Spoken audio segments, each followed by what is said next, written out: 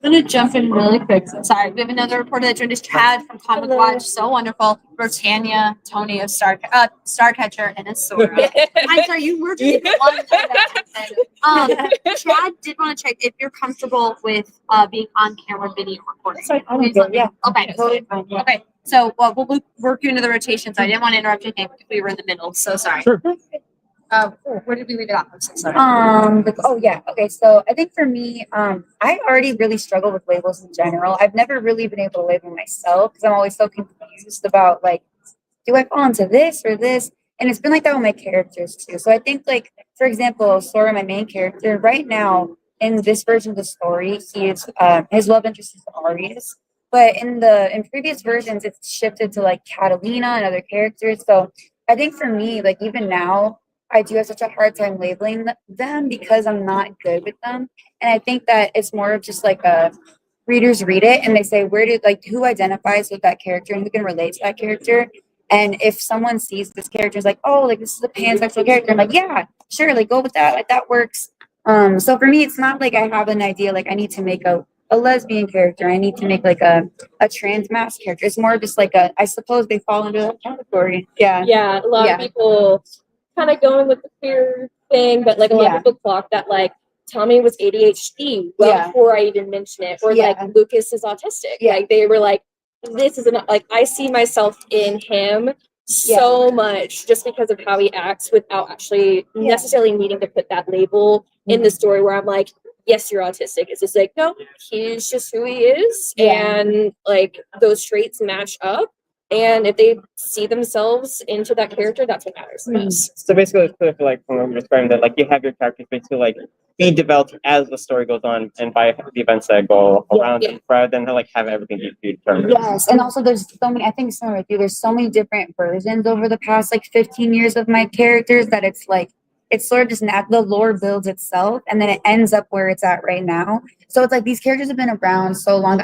I've just never once created them with the intention of like I need to make representation of this, and that. Naturally, I guess people find representation. I think that's great, and I whatever labels people put on, I'm like like I can see that too. I'm just personally really bad at deciding those labels ahead of time, so I let other people kind of be like, and I'm like that's fitting, that works. Yeah, and one thing with like Lucas too is like later in their story is that they're gonna come out as like on the non-binary spectrum, like he, they.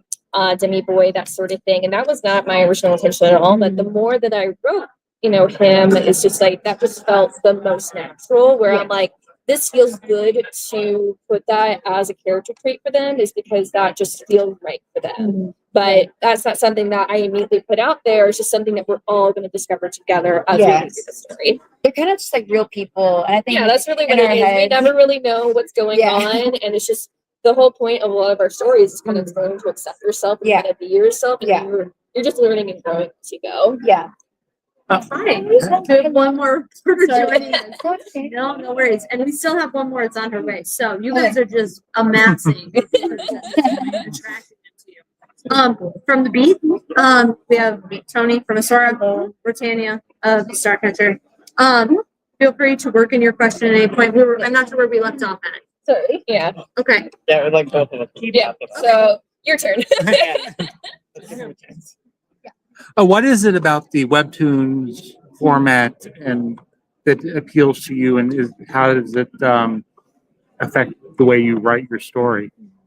So I like this role format just because I don't really like drawing in traditional page format. It confuses me so much. And just having something easy access on your phone, because like with the way that social media is, you're always scrolling. So just having like a comic you can just scroll through is super easy to digest, at least for me.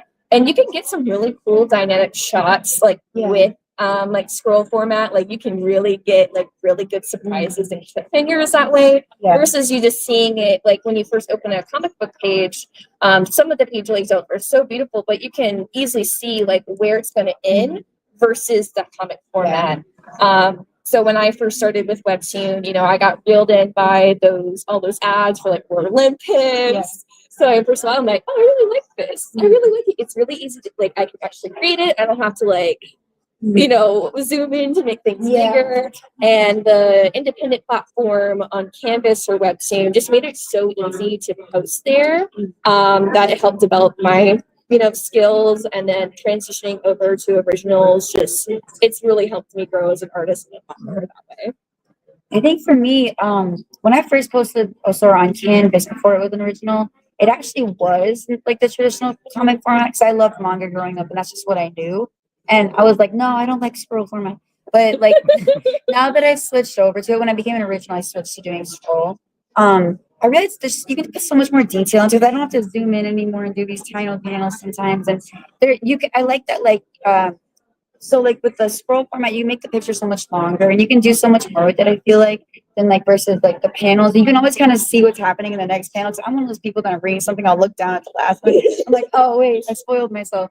So I just like I think it's a really intuitive way of reading on your phone too. Because like anyone who reads manga, you have to like zoom in and like go to the next That's page. exactly what I was having issues yes. with. I think that I've grown to really like it a lot better. When originally I wasn't like that. And your panels can just breathe so much. Like you can really focus on that one panel versus like having like 7 to like 8 on like one page. You can just enjoy each one at a time. Yeah. As a webtoon creator myself, like I'm more like very familiar with like how like you set up the episodes and stuff, and especially like when you plan out the cliffhangers. Has there been any like cliffhangers for any like episodes that like have been your favorite? So like just when you write in, you're like, oh, can't wait for my readers to read this.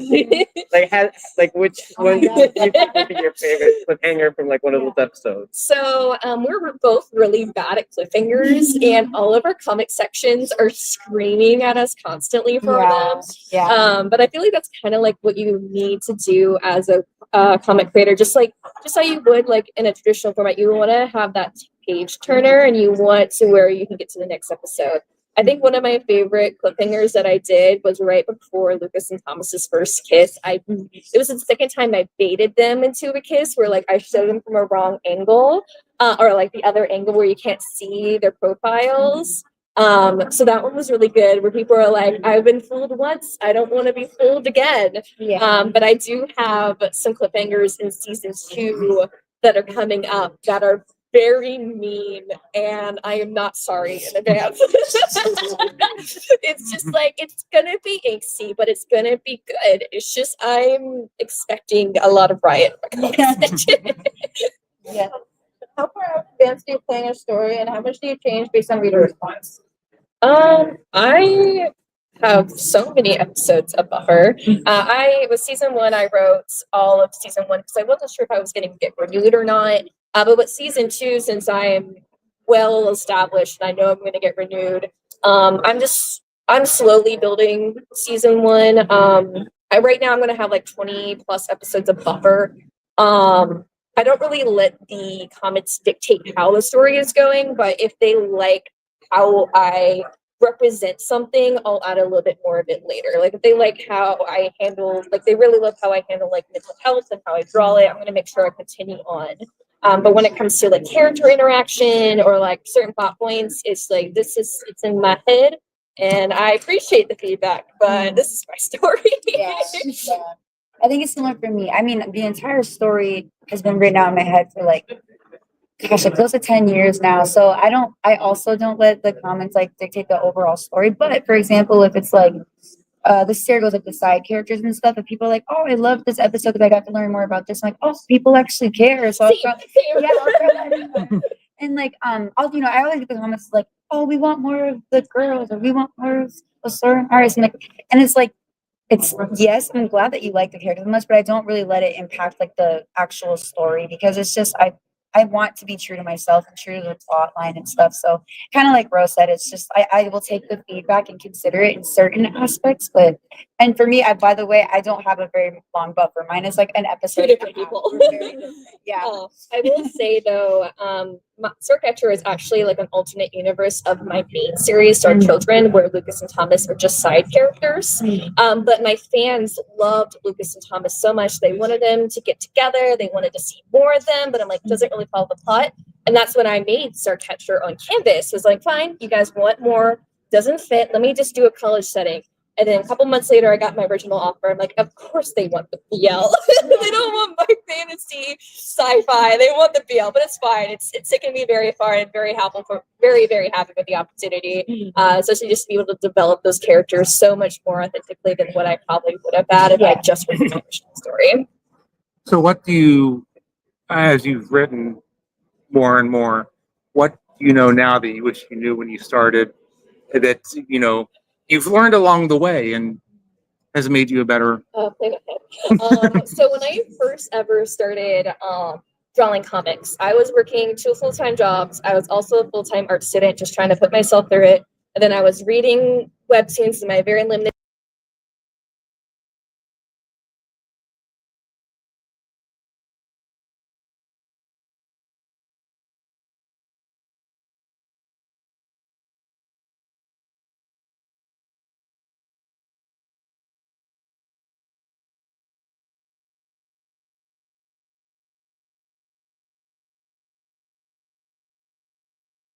Like, this is where they are, and this is where I want to be.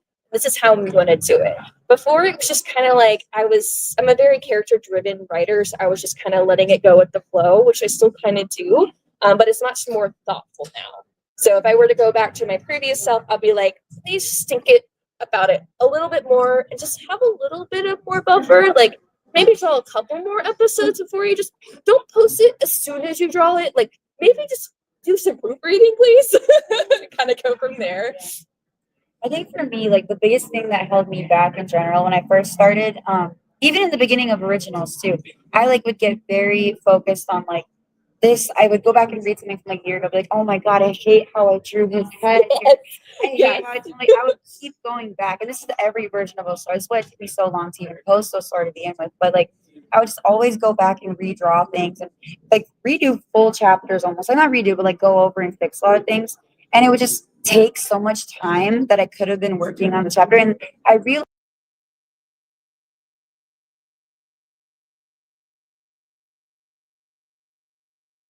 of that like perfectionism piece that was holding me back, and I've gotten a lot better at it. But I think that's something that I see a lot in other comic artists like that are aspiring, is they're like, oh, it's just not good enough, it's not perfect, I have to go back and add this. Because when you're a comic artist, you progress really fast because you're constantly drawing people. So many things. Yes, it's like impossible to like keep the exact same level of like I guess just skill across the if you read any manga series, most of the time you'll be able to see that at like the beginning and the end there's a pretty big like difference in the art style. Yeah, because as you draw, you will like with drawing comics, you're drawing things that you traditionally wouldn't think of because you're putting these characters in situations. Yeah. Your art's going to progress. So just like Tony said, don't be perfect. Learning to not be perfect is okay. Yeah. Putting it out there and just learning from the experience is probably the most important thing.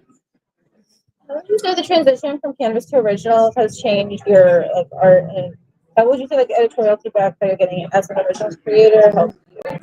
So I will say that my editor, I absolutely love her. She is a really big fan and support of my work. So just having someone who's so authentically, genuinely excited about what I'm doing helped me out a lot with like the imposter syndrome and stuff. But she gave me a lot of feedback of things that I never really thought of like, doing more variations of like how my panels look, like the size of them, and like just like kind of spicing up a little bit, or just how rearranging certain panels will have a way different impact than what I originally wrote it as. So I'm a lot more thoughtful about that. So a lot of the initial feedback that she gave me at the very beginning of Starcatcher, I still apply today, and I feel like it's just made me overall a really stronger artist.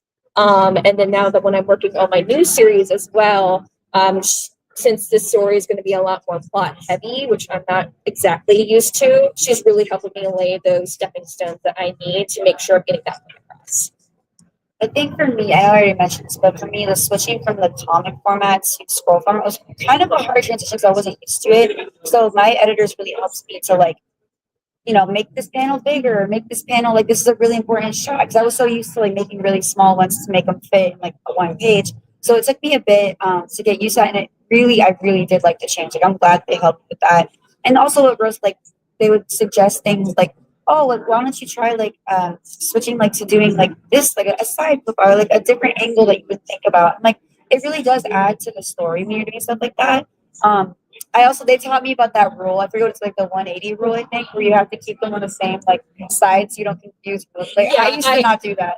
So that was one thing where like you always want to keep your character on Yeah. like one side of the screen. Like if your character is walking on the left, you want to keep them and their panels on the left and like the other one on the right. Yeah. It just makes it so much easier to kind of convey that spatial awareness for your readers or your readers. That way they don't get confused. Yeah. I still catch myself while I'll like draw it. I'm like, no, I gotta redraw this panel. That way it makes more sense. Yeah. So I used to do that all the time. All the time. Yeah. It does help though, like people, because there'd be people like, especially if it's a word bubble that's kind of off screen, like you don't see who's saying it, they can be like, who's talking right now? Yeah. Like, so that really did help me kind of get better with I think the coherency. Is that a word for It the story? Yeah. The clarity of like what's going on. Yeah. I just came from a Kodansha panel where they were talking about library collection for manga and webtoons and stuff. So, would you have any tips for them specifically about how to amass their collection? Because they had some ideas about mentality or identity or these health problems that they want to convey. But do you have any advice about picking them specifically? What do you mean like by collection? Like So they were collecting a bunch of collections for the public or for schools, so they could try to teach it and try to understand which one actually fit, which one would actually point through and not be, I guess. So like finding a good like book that would be a good representation for a certain topic. I'm not exactly sure because like there's a lot of different comics that have a lot of different. I'm not really sure because like when you become a creator, it becomes really hard to read other stories because you're so absorbed into your own. Yeah. I mean, usually looking at the descriptions of a series would be a really great, like the landing page would be a really great way to find like what a story is kind of like about. So like for mine, it's going to talk really heavy about, mental health. So like it's obviously an LGBTQ queer comic, but it's also dealing with mental health. So like those two topics are about like a really sensitive group. So that could be a really good topic about like, helping queer youth. And then like with Osora, you're talking about a lot about gender identity and like with the queer group as well. So that could be, those could kind of merge together in a way. My really would probably just be like reading through, kind of going to see the descriptions as best as possible, maybe talking to some of the editors on Webtoon to kind of like see which series that they do, kind of going from there to see what would fit the best category.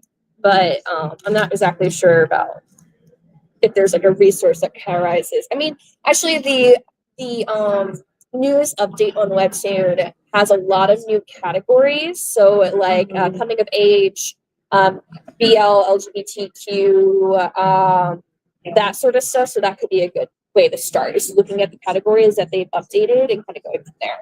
Yeah. Speaking of books, are you guys interested in your comics being turned into like another format, like a book? Yes. Or like yeah, I think that would be literally like even just this experience right now at New York Comic Con. Like we just did a signing earlier today, and it was like so like out of this world experience with like how long our line was, like had so many fans so excited to meet us. So my goal was ever since I was a little girl, like I want to make comic books. So I would really love a printed version of my series. I would love to see like maybe an animation or even like a live adaptation or on like Netflix. Those are like blue sky thinking. But like, starting small with like merchandise right now. I just did like a huge plushie launch that was super fun. So it's just so surreal seeing your characters in different formats. Yeah. My series also actually both our series did the video episodes where it's short format videos. They take our episode files, they animate them with voice acting and background noise. So it's been really fun seeing that, even though I kind of cringe a little bit in my own work. But seeing the fan reactions has been really fantastic. It's kind of in between of cartoon and comic, kind of see like what it could almost be like. Yeah. And speaking of characters, like you, especially since you started on Canvas and since you have characters like since you mentioned like about for 15 years, has there been any characters like in your webtoons that like you've been kind of amazed have evolved from like their first inception to like where they are now in the story? Oh yeah. for sure. Because like, for example, when I made Lucas, he was a wizard OC that I made for a role play with my friend in high school. Like I made him to be to ship with my friend's OC. Those are always the best of scenes. For sure. So or like my character Cheru, like in my main series, he is like the space alien, which turned out to be like this cool god of void and stuff like that. But in Starcatcher, he's just vibing. He's just like full on, just like the black cat boyfriend, just being just chill. So it's really interesting to put your characters through like different situations, but also just kind of seeing how they're going. Yeah, my characters grow a lot.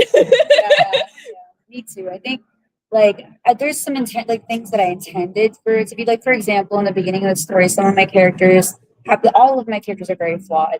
And I like to like show those flaws and kind of like build on them and show their progression throughout the story. I think it's a lot of fun to like kind of watch that happen. And I know that a lot of people like to see, like a lot of my comments are like, it's cool to see like a character that's so flawed, but also like has so many redeeming qualities. Like it makes you feel like a real person, you know what I'm saying? Because all of us we all have our flaws and stuff. So I think it's a lot of fun, not only in a story, but in real life, like to see how much the characters have changed since I first made them. It's a lot of, it makes it feel like I said, they're like real people in our heads. They're like legitimately our little, like I call them my sons and my babies. Yeah, it's a lot of fun. Yeah, it's especially when you put so much of yourself into them and just you kind of just see them growing as you develop them. It's just a nice little heartwarming thing. Yeah, I like to like. Oh, I'm so sorry. No, we have time for one more question. I'll let you wrap up, and then we have one question left. So whoever is next. This is quick. Don't worry. I'll say. I like to have like each of my main characters have like one aspect at least that's based off of me. So like one of them has like issues with like their sex or their gender, and then one issue has like with their body dysmorphia and stuff, and then one will have issues with like you know, their self-worth with men, being a woman in that society and stuff. So I always base it off of like experience, even if it's just a little bit based off of it. I take that to kind of help build their growth as a character because it makes it feel more like authentic, I think. Yeah. One last question. I forgot where we left off. I wasn't sure. Anyone else ask a question? Anyone any last Any questions? advice for aspiring creators? Classic last question. Yeah, something similar we talked about earlier is like you want to strive for perfection.